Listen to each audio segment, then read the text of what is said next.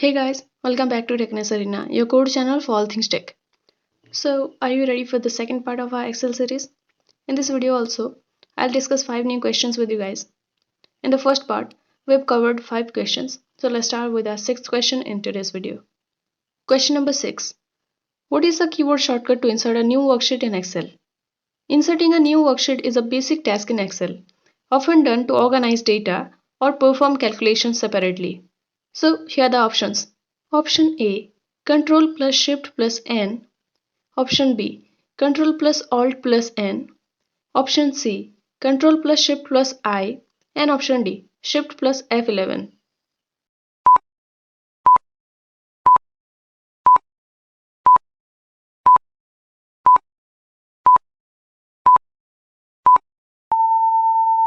So the correct answer is option D, Shift plus F11. Pressing Shift plus F11 is the keyboard shortcut to insert a new worksheet in Excel. This action creates a new worksheet tab to the left of the currently selected worksheet tab. It's a quick way to add a new worksheet without needing to navigate through the ribbon of menus. Question number 7. Which of the following is not a valid Excel function? Option A, sum. Option B, average. Option C, maximum. And option D, concatenate.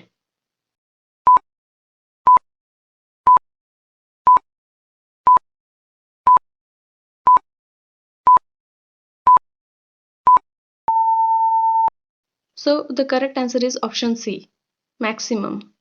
Understanding Excel functions is fundamental for data manipulation and analysis. The maximum function listed is not a valid Excel function. In Excel, the function to find the maximum value in a range of cells is simply called max, not maximum. The other options, sum, average, concatenate, are all valid Excel functions. Where sum is used for summing values, average is for calculating averages, and concatenate is for combining text. Question number 8. What does the count function do in Excel? Here are the options. Option A, counts the number of cells that are not empty in a range.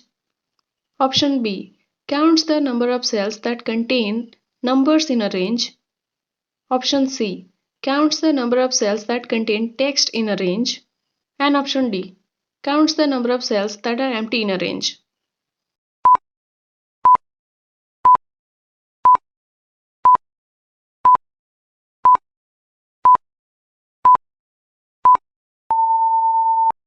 So the correct answer is option A, counts the number of cells that are not empty in a range. The count function in Excel counts the number of cells in a range that are not empty. It includes all types of data, text, numbers, errors, and logical values. This function is useful for determining the total number of entries or data points in a given range. Question number 9. How do you remove duplicates from a list of data in Excel? Removing duplicates is a common task in Excel, particularly when dealing with large datasets. Here are the options. Option A, select the data, then go to the Data tab, click on Remove Duplicates, and choose the columns to check for duplicates. Option B, select the data, then press Ctrl plus T. Option C, use the filter function to filter out duplicates. And option D, manually delete duplicate entries one by one.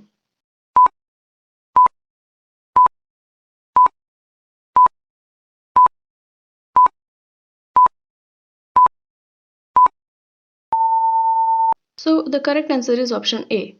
Select the data, then go to the Data tab, click on Remove Duplicates, and choose the columns to check for duplicates. To remove duplicates from a list of data in Excel, you can select the data range, then navigate to the Data tab, click on Remove Duplicates, and choose the columns you want to check for duplicates. Excel will then remove duplicate rows based on the selected columns, keeping only unique entries. Question number 10. Which of the following options allows you to adjust the width of multiple columns simultaneously in Excel? Adjusting column widths is a basic formatting task in Excel, especially when working with large datasets. So here are the options. Option A, select the columns, then drag the column borders to resize. Option B, right click on the selected columns, choose Format Cells and adjust the width in the dialog box. Option C, use the Auto Fit Column Width option from the Format menu. And option D, press Alt plus W, then select the desired column width.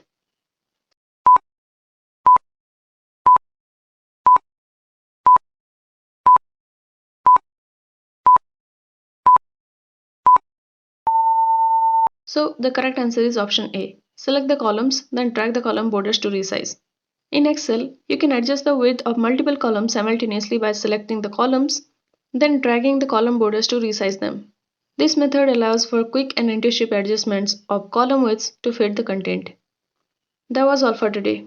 We'll move to next questions in the next video. If you found this video informative, don't forget to hit that like button and subscribe to Techness Arena for more informative insights. And I'll see you in the next video. Until next time, keep learning and keep exploring.